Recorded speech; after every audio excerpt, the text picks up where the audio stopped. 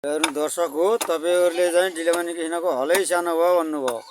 हेर्नु यो हलो यस्ता पानीमा उचाल्न नसकेर अहिले हाम्रो यी मया सेनावाले तात्तिँदैछन्।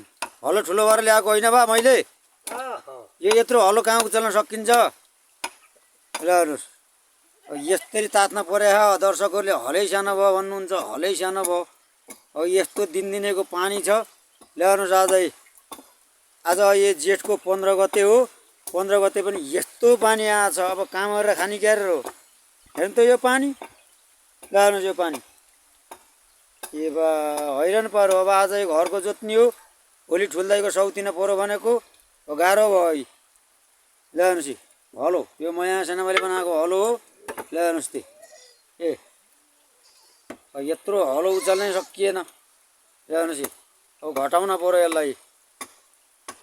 घटाएर 1 पाउ जति यसलाई नफालीसम्म नहुने भयो। ल्याउनुहोस्, उचाल्न सक्नु परेन। दिनदिनैको बाँधो छ, पानी छ।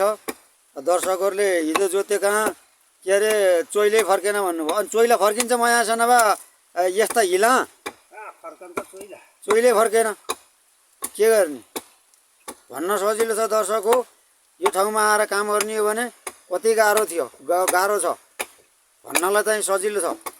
ल्याउनुहोस्, हाम्रो मया सेनाबाले ताछेर अब हलो घटाउन पऱ्यो, सकिएन। यति गरुङ्गो छ हलो, बुढो पनि भइयो होइन मया सेनाबा। यति मया सेनाबा छन् र भन्ने बित्तिकै काम गरिदिन्छन्। यहाँ हलो बनाउने मान्छे पनि छैन। कसैले भन्नुहुन्छ हलो लिन उहाँ गोर्खा हो अरे, गोर्खा गएर हलो लिएर आउनु सकिन्छ मया सेनाबा? 5,000 10,000 खर्च हुन्छ एउटा हलो लिएर आउँदा। 100मै जान्छ अनि हलो। यहाँ ढुङ्गा माटोको ठाउँ हो यो। हाम्रो मया सेनाबाको गोरु यस्तो तकडा छ, गोरु पनि छ यहाँ। तपाईँहरूले मात्रै देखाउँछ गोरु। ल्याउनुहोस्, परल कुहेर यो गति भयो, राखिने ठाउँ छैन परल। ए बा हैरान पारो यार दिनदिनै। परल बेच्दा बिउतेन। 500 रुपियाँ भारी यहाँ दिए लिन्छु नत्र लिन्न भन्छन्। एउटा खेतालालाई 900 1000 पर्छ। यति गाह्रो छ यार काम गरेर खान।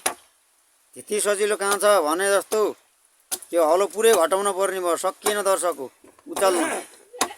हेर्नुहोस्, यस्तो छ यार पानी यार। अब आज दिनभरि हो अरे पानी, के गर्ने। ल्याउनुहोस्, यो तरकारी फलेकै छैन। ल्याउनुहोस्, तपाईँहरू कहाँ फलो अरे, हाम्रो खोइ फलेको। ल्याउनुहोस्, मया सेनाबा कहाँ नि फलेको छैन। यस्तो बिजोग छ पानीले, हैरान पारो। ल हेर्नुहोस् दर्शक हो, कमेन्ट लेख्नु होला, कमेन्ट लेख्न नभुल्नु होला। लौ नमस्कार दर्शक।